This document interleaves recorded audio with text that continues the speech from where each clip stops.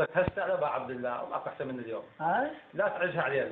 شلون؟ هذه تقرا لنا كم بيت المجتمع طالبها من عندك واللي يسجلها نذكرها جاي يسجلون فيها جوا. اي هسه. ما يحل. لا ما يهم شلون ما كان. لا لا نعي شلون ما كان. بس من لسانك نسمع.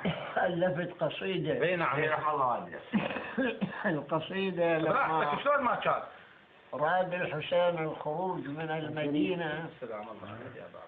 افتر بالليل على هالقبور يودعها قبر أمه فاطمة. أخير نص الليل راح يودع قبر أخوه الحسن عليه السلام. امتد على القبر. نعم. ألفت هاي القصيدة يعني بهاي النوع. نعم. كأني بالحسين يقول له الله وياك خويا صعب فرقانا بعد هيهات لما يصير ملقانا تمنيتك عدل وتروح ويانا نوصل كربلاء وينادي المنادي لو نادى المنادي وطفحوا للخيل رد تكون أول بالسرية السيل يا طير المنايا لا يا نجم السيل يا مسدر الشربة بأول العانة يا مسدر الشربة بأول الموراد حرام إن كان لدل عقب عينك زاد شد اللحد والأبعاد بسك عاد من نار التراب وقوم ويانا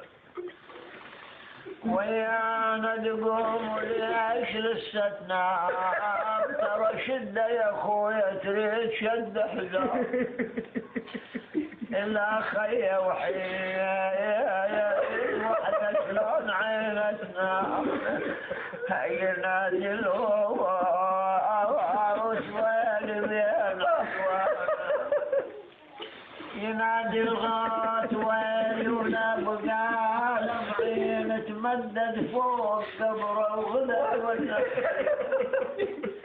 ولو صوت المنادي اللي يرضعني ينشدني الموت عنكم صعد الجاه